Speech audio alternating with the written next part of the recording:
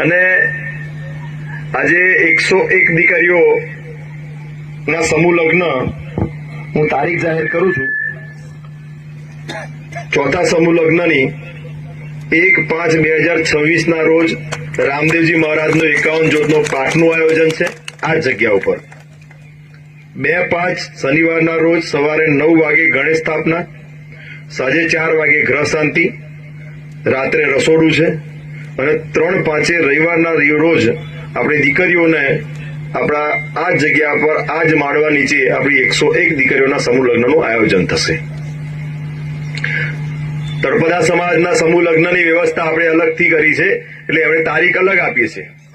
એમની તળપદા સમાજની દીકરીઓ 51 દીકરીઓ છે, એ આ જ જગ્યાએ છે.